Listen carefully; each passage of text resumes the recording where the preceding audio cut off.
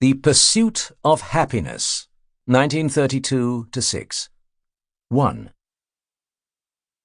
In 1932, Fania Laskina married Mikhail Vyshinsky, a party worker and chief administrator of building works at the Vydvizhentsy brothers' architectural workshops, one of Moscow's leading construction companies. Fania left the Laskin home on Zubov Square and, after a few months in rented rooms, moved with her husband to a 3-room apartment in the fashionable Arbat area. It was a tiny apartment, just 58 square meters in total area, but in comparison with the living conditions of the vast majority of Muscovites, it was modern and luxurious, with its own kitchen, its own bathroom and toilet, and even its own private telephone.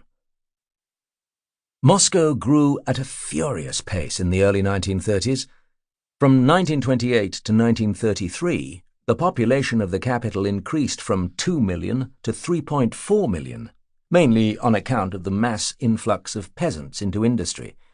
Their arrival put enormous pressure on the housing stock. After 1933, the growth of the city was controlled by the passport system and by mass expulsions of alien elements. To live in Moscow was the dream of millions. The city was the center of power, wealth, and progress in the Soviet Union. Propaganda portrayed it as living proof of the better life to come under socialism. Stalin took a personal interest in the socialist construction of his capital. In 1935, he signed an ambitious master plan for the reconstruction of Moscow. The Vydvizhentsy brothers, Leonid, Viktor, and Alexandr, were among the architects responsible for drawing up the plan under the direction of the Moscow Soviet.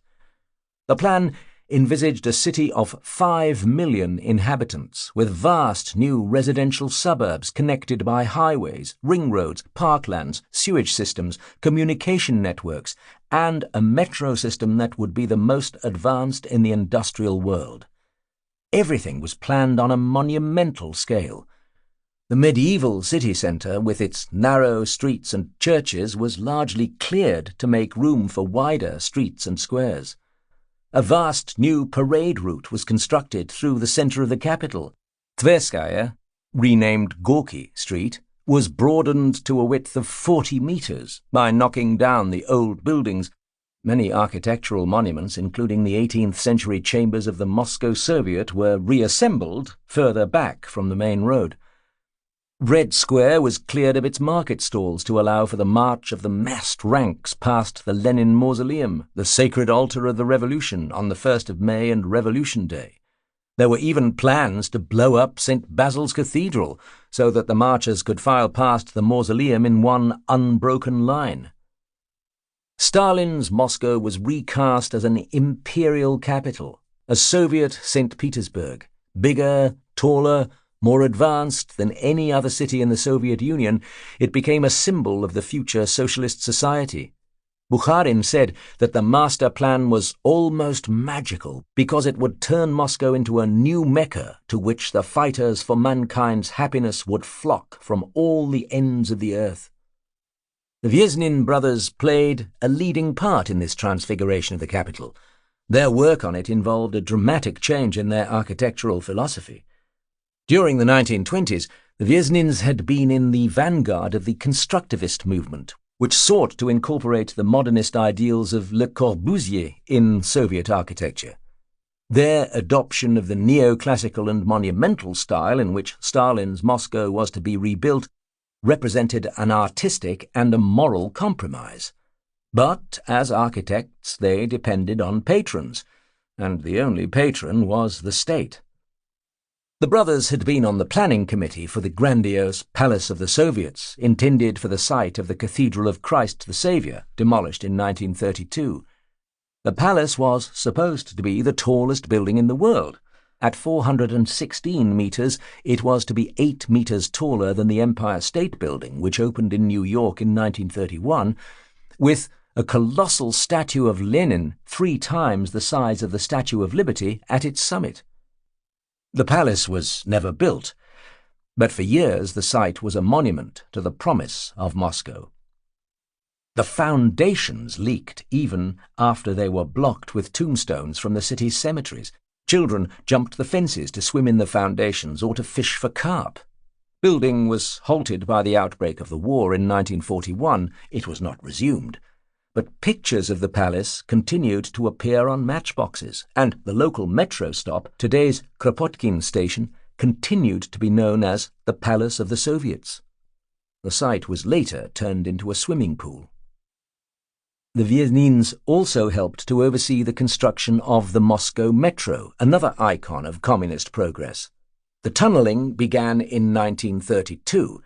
By the spring of 1934, the enterprise employed 75,000 workers and engineers, many of them peasant immigrants and Gulag prisoners.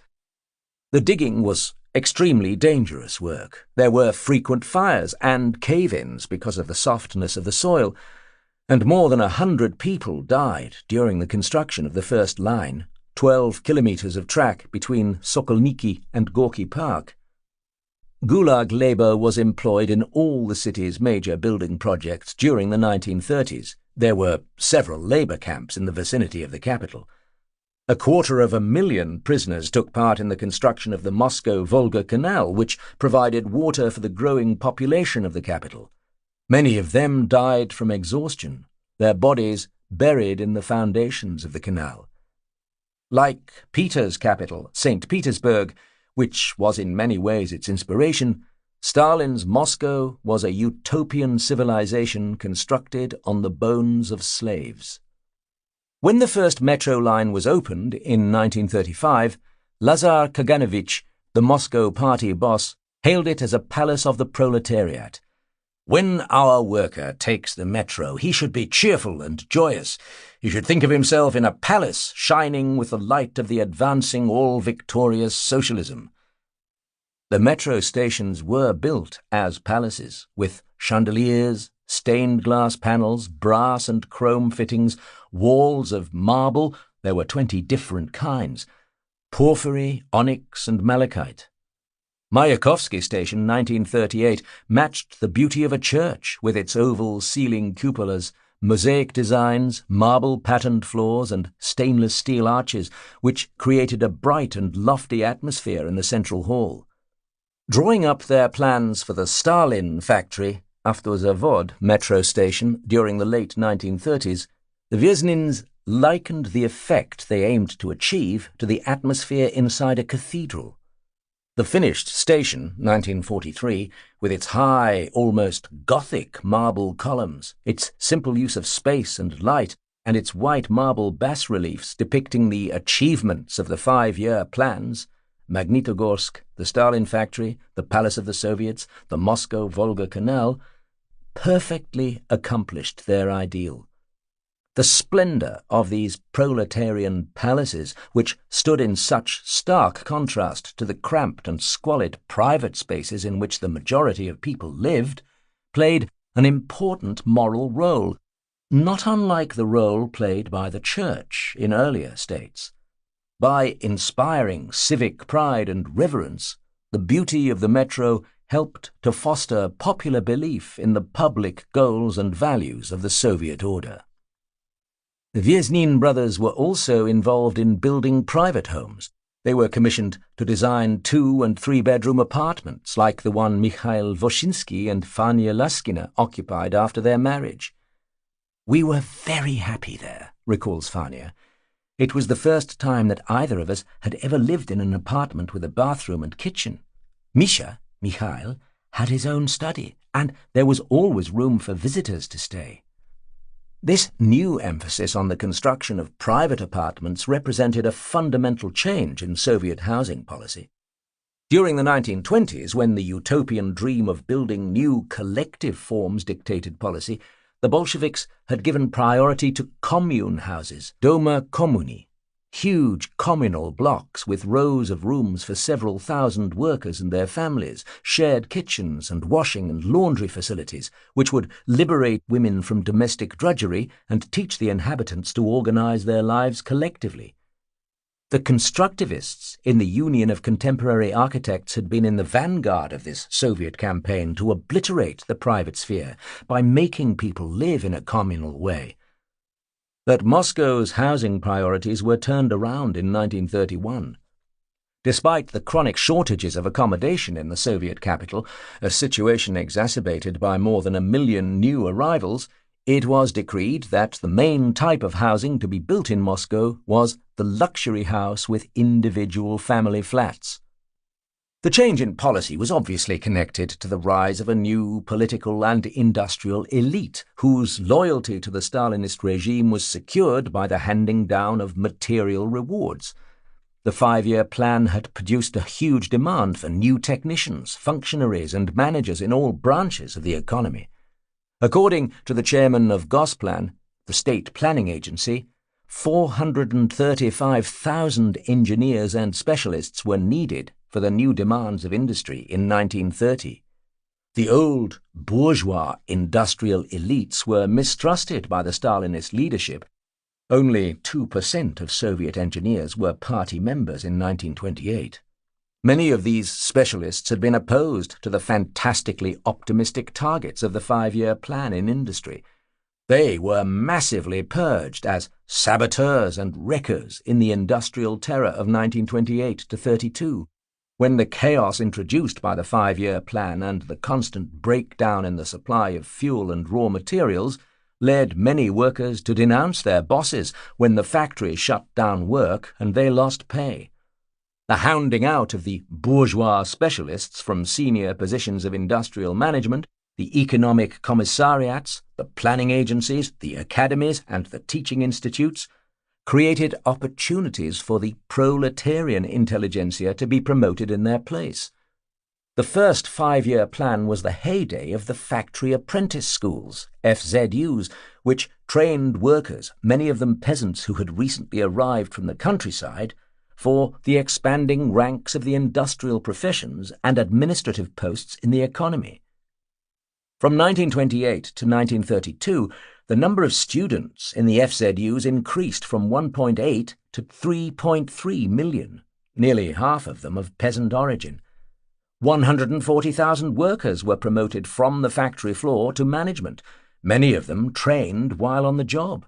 And 1.5 million workers left the factory for administrative jobs or higher schools. Meanwhile, 1 million workers were enrolled in the party. Controls were dropped to encourage recruitment. In many factories, the entire workforce was enrolled en masse as the party leadership attempted to create a proletarian social base to support and implement its policies. Stalin needed reliable support. The Great Break had created social chaos and widespread discontent, which destabilized his leadership. The archives of the party and the Soviets are filled with letters and petitions of complaint from angry workers and peasants about the hardships of the 5-year plan. They wrote to the Soviet government, to Mikhail Kalinin, the Soviet president, or directly to Stalin to complain about the injustices of collectivization and the over-requisitioning of peasant grain, about the problems they encountered in their factories, about the corruption of Soviet managers and officials, the lack of housing and foodstuffs in the shops. This was not a people resigned to its fate. There were uprisings and strikes throughout the land. Anti-Soviet graffiti was almost just as visible as Soviet propaganda in many city streets. In rural areas there was widespread opposition to the Soviet regime, which was voiced in rhyming songs, chastushki. The 5-year plan, the 5-year plan, the 5-year plan in 10. I won't go to the kolkhoz has no bread. Within the party there was no formal opposition to the Stalin line, but there was a good deal of concealed dissent and discontent about the enormous human costs of 1928 to 32. In 1932 this began to coalesce around two informal groups. One was made up of Trotsky's former followers from the left opposition of the 1920s. I.N. Smirnov, V.N. Tolmachev, N.B. Esmont, who held various meetings at which there was talk of removing Stalin from the leadership. The other consisted of the remnants of the more moderate right opposition led by supporters of the NEP such as Rykov and Bukharin, and in particular by N.N. Riutin, a former district secretary in the Moscow party organization. Riutin held a small and secret meeting of old comrades in March 1932, the outcome of which was a 194-page typewritten document entitled Stalin and the Crisis of the Proletarian Dictatorship. It was a detailed critique of Stalin's policies, methods of rule, and personality, which was circulated in the party's ranks until Ugpu intercepted it. All the leading members of the so-called Riutin platform were arrested, expelled from the party, and imprisoned in the autumn of 1932. Most of them were later to be shot in the Great Purge of 1937, when many more old Bolsheviks, veterans of 1917, were charged with some connection to the group. The exposure of the Riutin group increased Stalin's paranoia about opposition in his own party. It coincided with the suicide of Stalin's wife, Nadezhda Alilyeva, in November 1932, which seriously unhinged the leader, making him mistrustful of everybody in his entourage. In January 1933, the Politburo announced a thoroughgoing purge of the party's ranks. The purge instructions did not mention members suspected of belonging to opposition groups, but their call for the expulsion of duplicitous elements who live by deceiving the party, who conceal from it their real aspirations, and who, under the cover of a false oath of loyalty to the party, seek in fact to undermine the party's policy, made it clear that weeding out dissenters was an urgent task for the party, which needed to close ranks behind the leadership. Through the purging of the old and the recruitment of the new, the nature of the party was gradually evolving in the 1930s. While the old Bolsheviks were losing ground, a new class of party bureaucrats was emerging from the industrial rank and file, largely made up of workers promoted to administrative posts, Vydvizhentsy. The Vydvizhentsy were the sons, and very rarely the daughters, of the peasantry and the proletariat, trained in the FZUs and other technical institutes during the first 5-year plan. This cohort of functionaries became the mainstay of the Stalinist regime. By the end of Stalin's reign, they composed a large proportion of the senior party leadership. 57 of the top 115 ministers in the Soviet government of 1952, including Leonid Brezhnev, Andrei Gromyko, and Alexei Kosygin, were Vydvizhentsy of the first 5-year plan. The emerging elite of the early 1930s was generally conformist and obedient to the leadership that had created it. With only 7 years of education on average, few of the new functionaries had much capacity for independent political thought.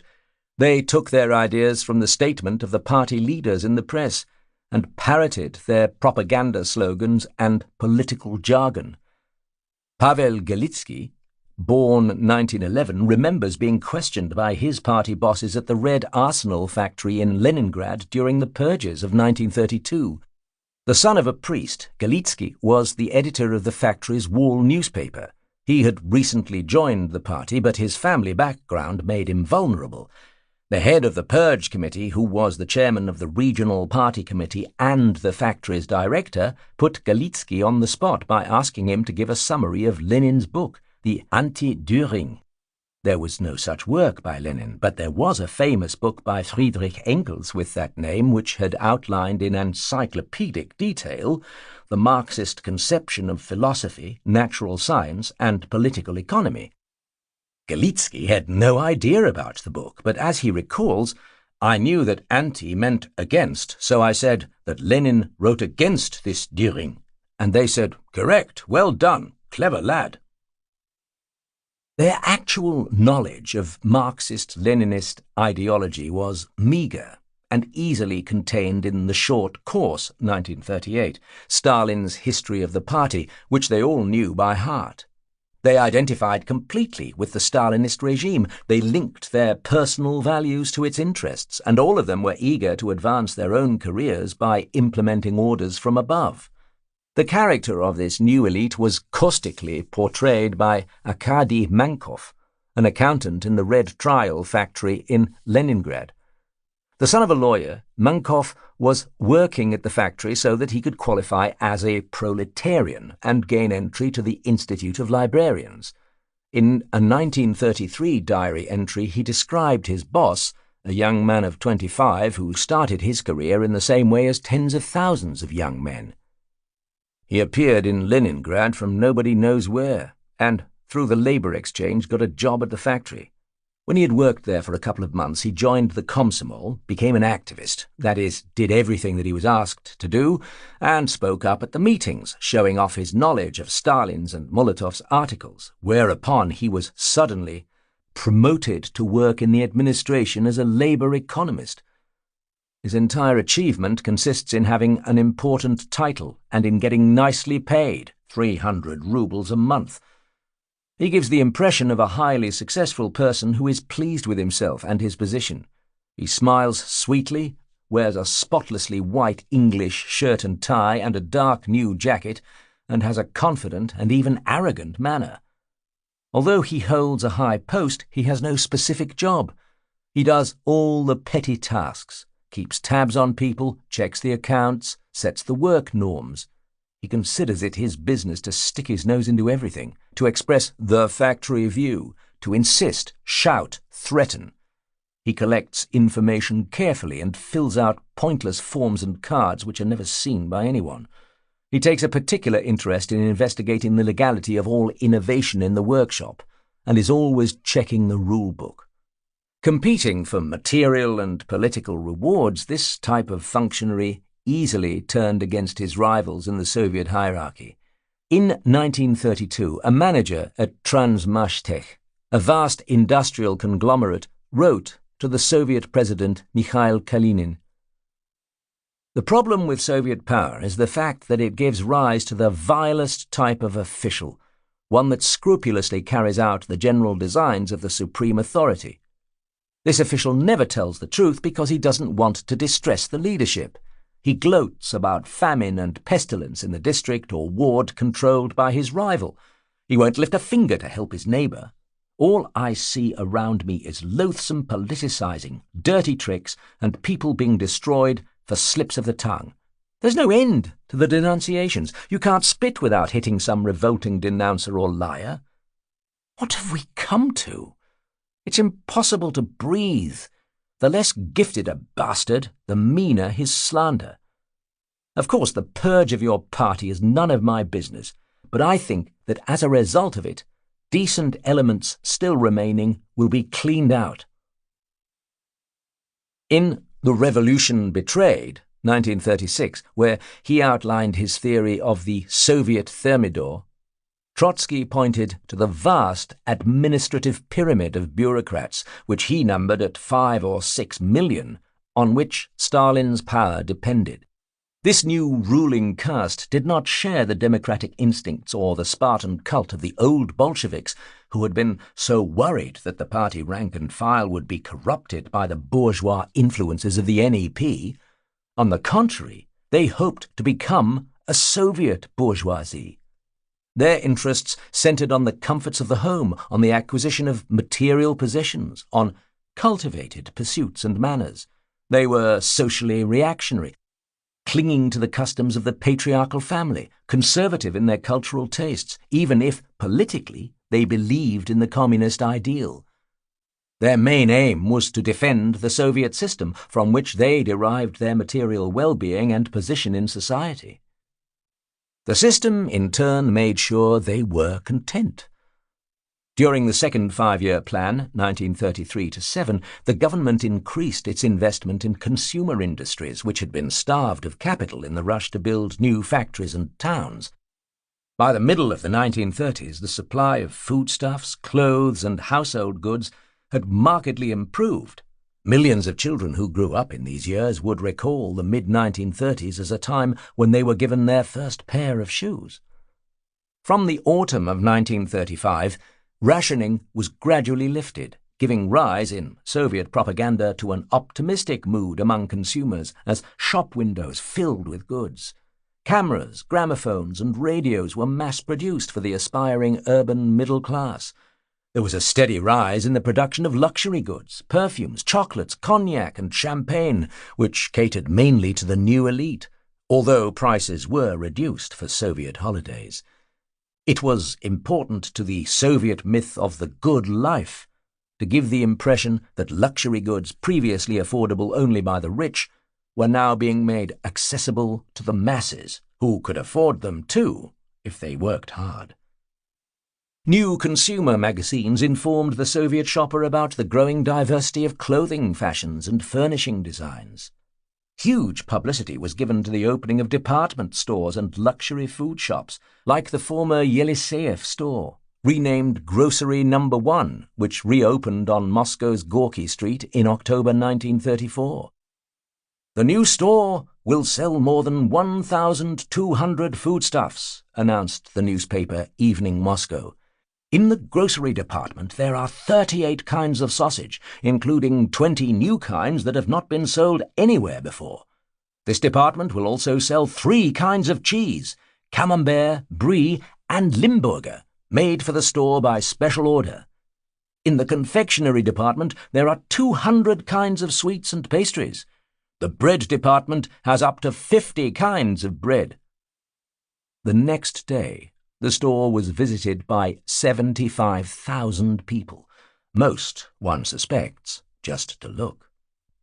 The promotion of a Soviet consumer culture was a dramatic ideological retreat from the revolutionary asceticism of the Bolsheviks in the first decade of the revolution, and even in the period of the first 5-year plan, when communists were called upon to sacrifice their happiness for the party's cause. The Soviet leadership was now communicating the contrary message, that consumerism and communism were compatible. Socialism, Stalin argued in 1934, means not poverty and deprivation, but the elimination of poverty and deprivation, and the organization of a rich and cultured life for all members of society. Stalin developed this idea at a conference of kolkhoz laborers in 1935. Reprimanding the collective farms for trying to eliminate all private household property, Stalin called for the kolkhoz workers to be allowed to keep their poultry and their cows, and to be given larger garden allotments to stimulate their interest in the collective farms. "A person is a person. He wants to own something for himself," Stalin told the delegates. There was nothing criminal in this. It was a natural human instinct to want private property, and it would take a long time yet to rework the psychology of the human being, to re-educate people to live collectively. A further sign of this retreat from the ascetic culture of the revolution was the new importance the party now assigned to personal appearance and etiquette. The early Bolsheviks considered it anti-socialist to care about such petty things. But from the 1930s, the party declared that cultivated manners and good grooming were compulsory for the young communist. "We endorse beauty, smart clothes, chic coiffures, manicures," announced Pravda in 1934. "Girls should be attractive. Perfume and makeup belong to the must of a good Komsomol girl.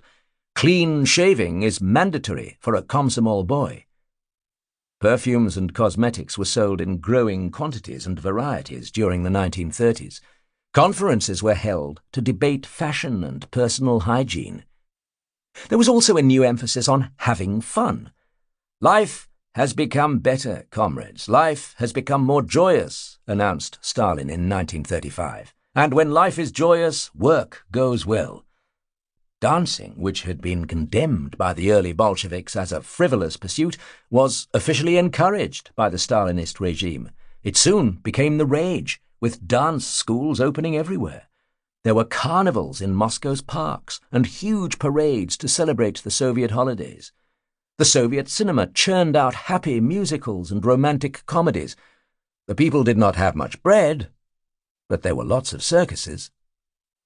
The consolidation of the Stalinist regime was closely connected to the creation of a social hierarchy structured by the granting of material rewards. For those at the top of the pyramid, these rewards were immediately available for industry and loyalty. For those at the bottom, they were promised in the future when communism had been reached.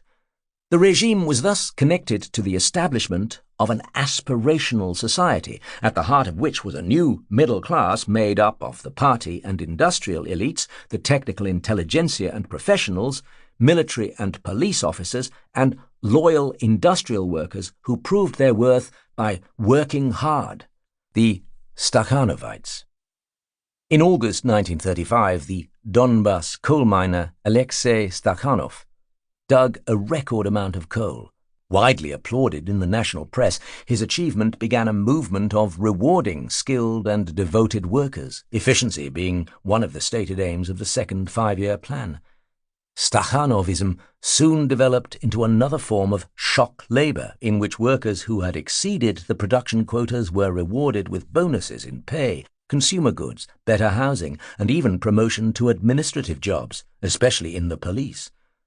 For the Stalinist regime, the movement was a means of raising the production norms and of lowering the basic rates of pay by making workers more dependent on piece rates. It placed enormous pressure on managers and officials, who took the blame and were frequently denounced as saboteurs and wreckers when shortages of fuel or raw materials prevented the Stakhanovites from meeting their targets.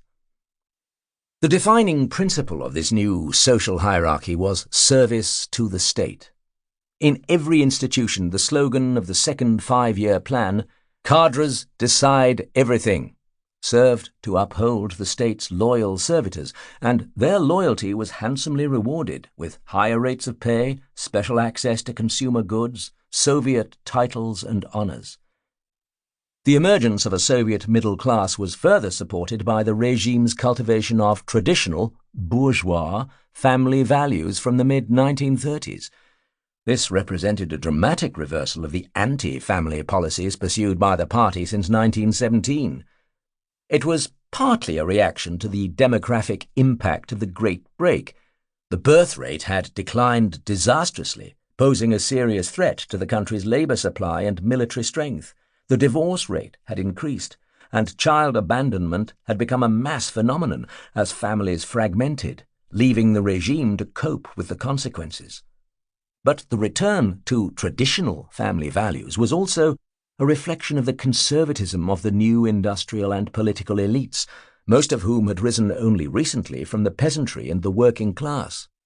As Trotsky wrote in 1936, the change in policy was a frank admission by the Soviet regime that its utopian attempt to take the old family by storm, to root out the habits and customs of private life and implant collective instincts, had failed. From the middle of the 1930s, the party adopted a more liberal approach towards the family and the private home. The notion of private life, chestnaya жизнь, a closed and separate sphere beyond the state's control and scrutiny, was still rejected ideologically, but the idea of personal life, личная жизнь, an individual or family realm that remained open to public scrutiny, was actively promoted by the state. In this configuration of the private-public division, the private and the personal were defined in terms of individuality. But the domination of the public sphere demanded visibility of every aspect of the individual's life. The practical effect was to liberate a space within the four walls of the home for the free expression of domesticity, consumer taste, ways of living, domestic habits, and so on, while retaining political controls on the private conduct of the individual, especially the communist. The party does not interfere or create standards for the trifles of the everyday life of the communist, announced Rabotnitsa, the party's main newspaper for women, in 1936. It does not insist on rules of behavior for every party member in every aspect of a member's life, but the party does require that every member behave in their private life in a way that serves the interests of the party and the working class. The new emphasis on building private homes was one sign of this change in policy. All the major ministries had their own blocks of flats in Moscow, which they allocated to their leading officials. Bolshevik families who had led a relatively austere existence in the 1920s now enjoyed lives of relative luxury, as they were rewarded with new homes, privileged access to food shops, chauffeured cars, dachas, holidays in special government resorts and sanatoria. For many of these families, the 1930s were a time when they first gained their own domestic space and autonomy. The granting of dachas to the Soviet elite, organized on a large scale from the 1930s on, was particularly important to the encouragement of private family life. At the dacha, safe from watchful eyes and listening ears, relatives could sit and talk in ways that were inconceivable in public places. Moreover, the everyday routines of simple country life, swimming, hiking, mushroom picking, reading, lounging in the yard, provided families some respite from the constraints of Soviet society. Within the home, the Stalinist regime promoted a return to traditional family relations. Marriage became glamorous, registration offices were smartened up, marriage certificates were issued on high-quality paper from Gulag instead of on the wrapping paper used before. Wedding rings, which had been banned as Christian relics in 1928, reappeared in Soviet shops after 1936. A series of decrees aimed to strengthen the Soviet family. The divorce laws were tightened, fees for divorce were raised substantially, leading to a sudden fall in the divorce rate. Child support was raised, homosexuality and abortion were outlawed. Among the Soviet elite there was a return to conventional and even rather prudish sexual attitudes. The good Stalinist was expected to be monogamous and devoted to his family, as Stalin was himself, according to the propaganda of his cult. In October 1935, Stalin made a well-publicized visit to his mother in Tbilisi. It began a press campaign to show the party leader as a family man. Stalin was photographed in the Kremlin gardens with his children, something he had never permitted before. Most Soviet people had never even known that Stalin had children. The conduct of the Bolshevik in his intimate relations was closely scrutinized. It was not unusual for a Bolshevik to be expelled from the party because he was judged to be a bad father or husband. The wives of party members were expected to return to the traditional role of raising children in the home. The ideological restoration of the family was closely tied to its promotion as the basic unit of the state. "The family is the primary cell of our society," wrote one educationalist in 1935, "and its duties in child-rearing derive from its obligations to cultivate good citizens." From the middle of the 1930s, the Stalinist regime increasingly portrayed itself through metaphors and symbols of the family, a value system familiar to the population at a time when millions of people found themselves in a new and alien environment. The cult of Stalin, which took off in these years, portrayed the leader as the father of the Soviet people, just as Nicholas II had been the father Tsar, Tsar Batyushka, of the Russian people before 1917. Social institutions like the Red Army, the Party, and the Komsomol, and even the proletariat, were reconceived as big families, offering a higher form of belonging through comradeship. In this patriarchal party state, the role of the parent was now strengthened as a figure of authority who reinforced the moral principles of the Soviet regime in the home. "Young people should respect their elders, especially their parents," declared Komsomolskaya Pravda in 1935. "One must respect and love parents, even if they are old-fashioned and do not like the Komsomol." It was a dramatic change from the moral lessons taught by the cult of Pavlik Morozov, which had encouraged Soviet children to denounce their parents if they were opposed to the policies of the government. As of 1935, the regime reinterpreted the Morozov cult, playing down the story of Pavlik's denunciation and emphasizing new motifs such as Pavlik's hard work and obedience at school. Children of the Soviet elite who grew up in these years recall them with nostalgia, particularly for the experience of normal family life. Marina Ivanova was born in 1928 to a family of senior party officials. Her father was the secretary of the party in the town of Mga, 50 kilometers southeast of Leningrad, where the family had a spacious dacha, although they lived mostly in the Leningrad apartment of Marina's grandfather, a former nobleman. The apartment was luxurious, recalls Marina, with 10 large rooms where I could run as a child.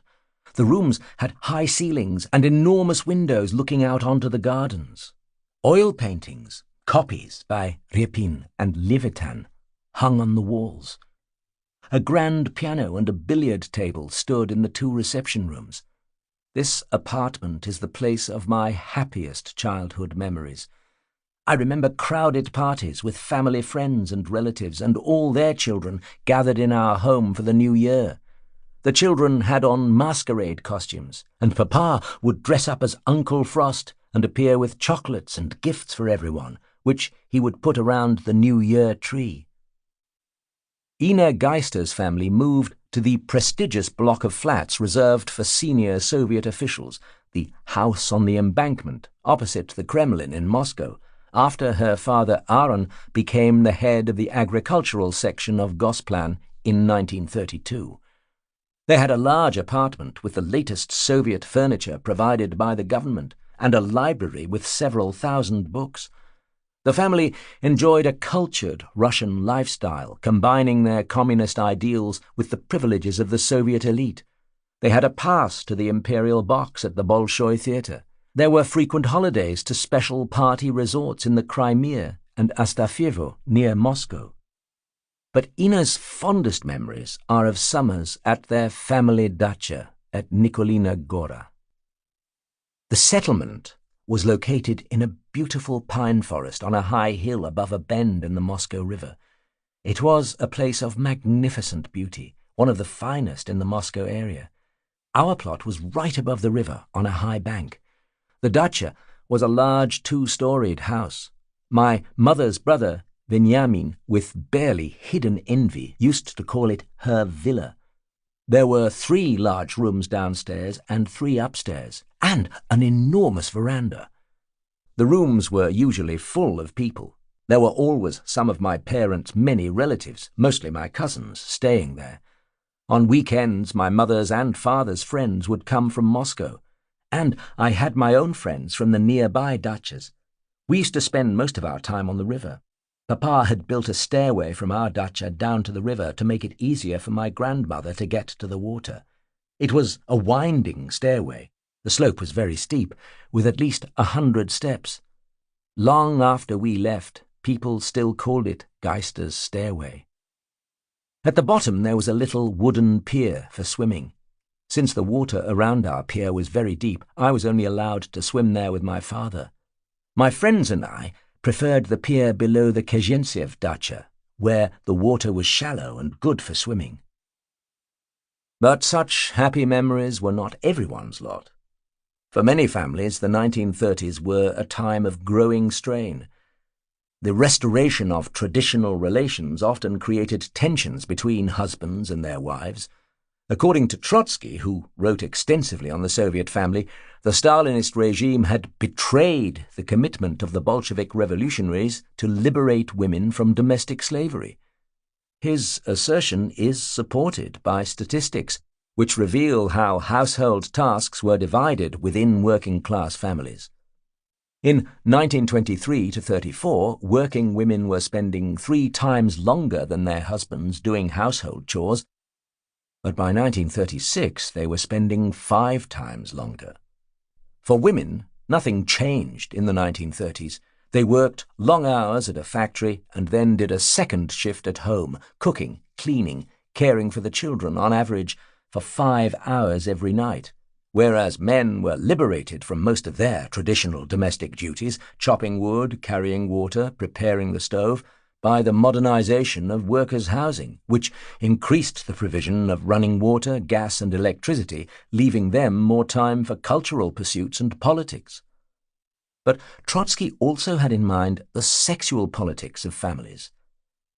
One of the dramatic chapters in the Great Book of the Soviets will be the tale of the disintegration and breaking up of those Soviet families where the husband, as a party member, trade unionist, military commander, or administrator, grew and developed and acquired new tastes in life, and the wife, crushed by the family, remained on the old level. The road of the two generations of the Soviet bureaucracy is sown thick with the tragedies of wives rejected and left behind. The same phenomenon is now to be observed in the new generation. The greatest of all crudities and cruelties are to be met, perhaps, in the very heights of the bureaucracy, where a very large percentage are parvenus of little culture, who consider that everything is permitted to them. Archives and memoirs will some day expose downright crimes in relation to wives and to women in general on the part of those evangelists of family morals and the compulsory joys of motherhood who are, according to their position, immune from prosecution. Vladimir Makhnach was born in 1903 to a poor peasant family in Uzda, 60 kilometers south of Minsk in Belarus. His mother died while giving birth to him, and his father emigrated to the USA in 1906, leaving Vladimir to be brought up by his aunt. At the age of 14, he ran away from home to join the Red Guards, taking part in the seizure of power in Minsk in October 1917. He spent the next 4 years in the Red Army and fought against the Poles, who invaded Soviet Russia in the Civil War. In 1921, Vladimir joined the Bolsheviks and began his studies at the Mogilev Agricultural Academy, where he met and fell in love with Maria Chausova.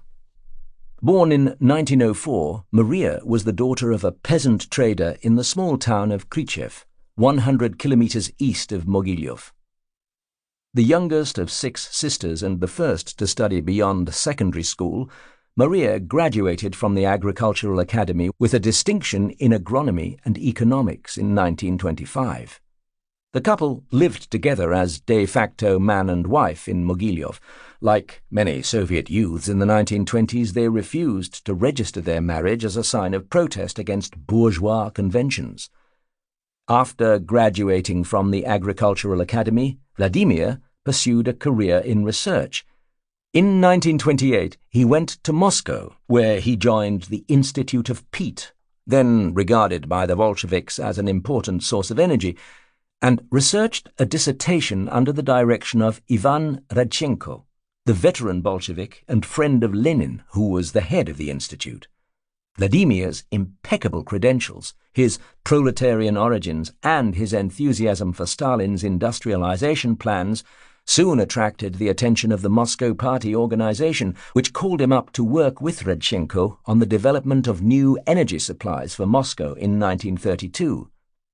Vladimir became the first director of the Mosgaz Trust, a newly founded industrial complex entrusted with the task of providing gas to the rapidly expanding capital.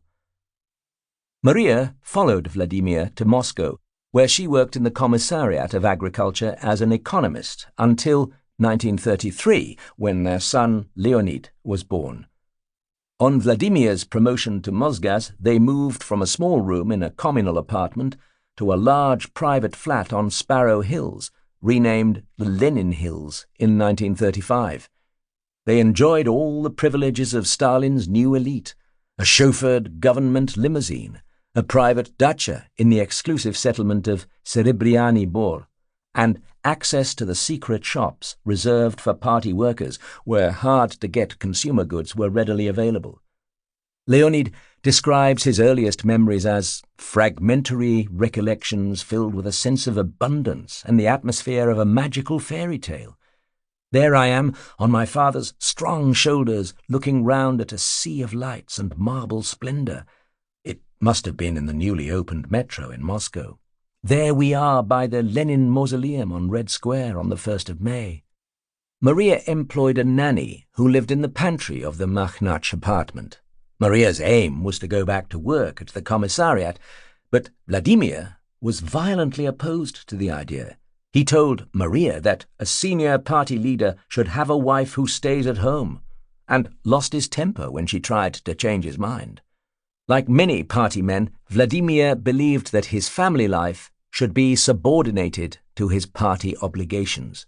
Because his work was more important to the party than his wife's, it was her duty to support him by organizing a well-ordered communist home.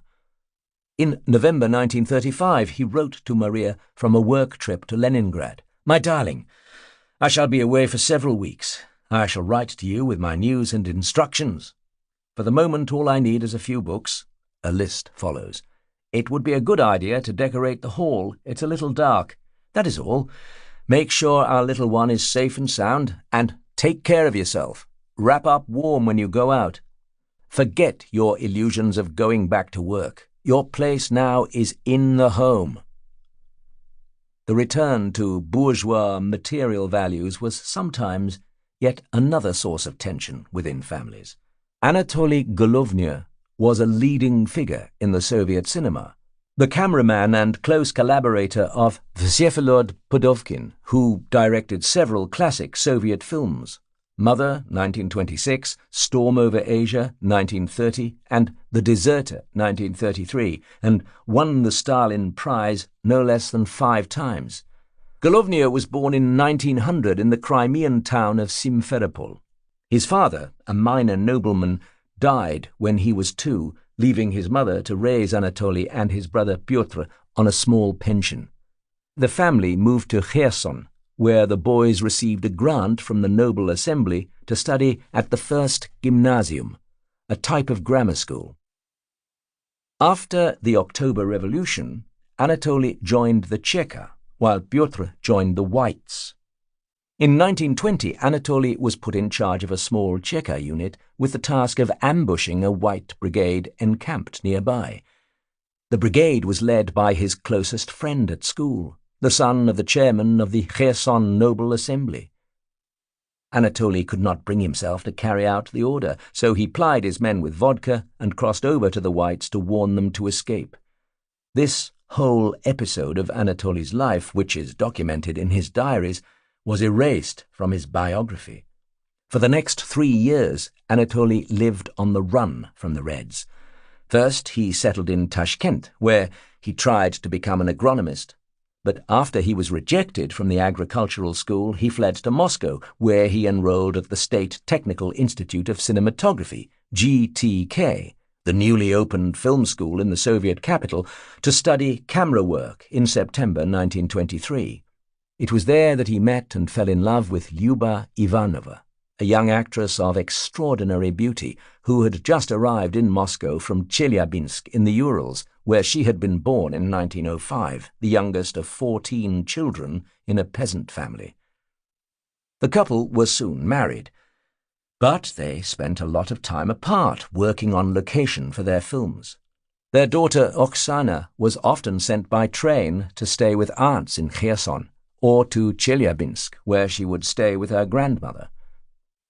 In 1933, Anatoly and Lyuba received their first apartment, 2 small rooms in a communal flat located in the courtyard annex of a large housing block in the center of Moscow.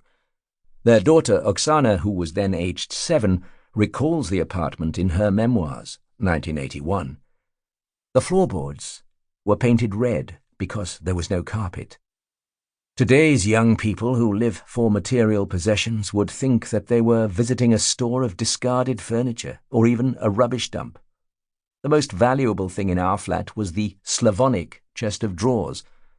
All our kitchen goods were stored in a homemade cupboard painted white. There were 2 spring mattresses, Papa's writing table, and 3 Finnish bookcases with glass fronts, my favorite piece of furniture, because they contained our books. I slept on a fold-up camp bed behind the china cupboard in a corner of the living room. The camp bed was the only thing that belonged to me. I would talk to it at night. I used to think it told me dreams. These were modest living quarters for 2 important figures of the Soviet cinema. By this time, Lyuba was a leading actress at the Mezhrapom film studios, and had starred in several silent films. Anatoly attached little significance to personal property. He was opposed to it on principle, as he often said, and strongly disapproved of luxury and abundance.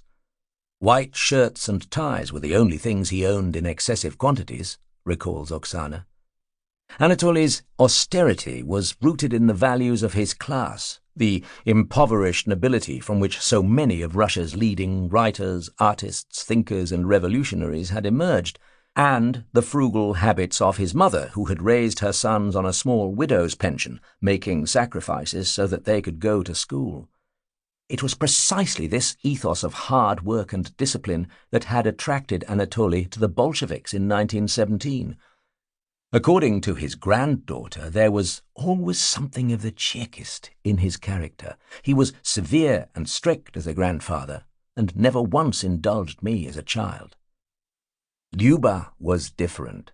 Warm and affectionate, excessive in her passions, she was used to being spoiled, as she had always been as the youngest and most pretty in her family, and eager to enjoy the high life of Moscow. She dressed expensively and had a lot of jewelry. In 1934, Lyuba fell in love with the glamorous and handsome boss of Mezhrab-Bomfilm, Boris Babitsky. She left Anatoly and went to live with Babitsky at his dacha in Kratovo, just outside the capital, where he was living with his son, Volik, from a previous marriage. In the autumn, Lyuba and Boris returned to Moscow. They moved into a spacious apartment just beneath the offices of Mezhrab-Bomfilm in the Comintern Hotel, Hotel Lux, in the center. The apartment was luxurious, 4 large rooms off a corridor with parquet floors, and a large kitchen where a housekeeper and a nanny slept. It was a palace, a museum, a fairy tale, recalls Oksana, who went to live there in 1935. The interior was designed and built by a French worker from the Comintern. The furniture, valuable antiques, bronze vases, leather chairs, and Persian carpets, was purchased at heavily discounted prices from the NKVD warehouses in Leningrad. The furniture had been confiscated from families of the old nobility and bourgeoisie who had been arrested and expelled from their homes on Stalin's orders following the murder of Sergei Kirov, the party boss of Leningrad, in December 1934. Mama was very proud of her acquisitions, recalls Oksana, and liked to tell us stories about every piece. Anatoly's mother, the domineering Lydia Ivanovna, who took her values from the old nobility, thought that Lyuba had bourgeois pretensions. She ridiculed her vulgar tastes in clothes and furniture because they reflected the material acquisitiveness of the new Soviet elite. She thought her son had married beneath him, and once even said in a heated argument that Oksana was the biggest mistake of the revolution, because she was the child of their mismarriage. Convinced that Lyuba left her son for Babitsky because he could better satisfy her expensive tastes, Lydia tried to persuade Anatoly, who was distraught by Lyuba's departure, that he might lure her back with a more spacious apartment. But Anatoly would not compromise his principles. Looking back on these events in her memoirs, Oksana reflected on the 3 conflicting views on property that agitated her family, those of the nobility, the Spartan attitudes of the revolutionary Bolsheviks, and the materialistic attitudes of the new Soviet elite. Oksana sympathized with her mother's position. She felt that her attachment to her country home was not so much a desire for property as a yearning for the sort of family life she had known as a child. Mama always used to say that we were going to our dacha, as if it belonged to us. I remember this because Papa often said that he was opposed to the idea of things belonging to anyone. At that age I had no idea about property, and did not think about my mother's aspirations to have something of her own. Today, as I try to understand her better, I think that it was not just about property. Mama was not simply building a dacha. She was building a family. She made her family out of real things, just as her peasant ancestors had done for centuries. She loved Boris, she loved me, and she loved Volik, and that love was the focus of her home.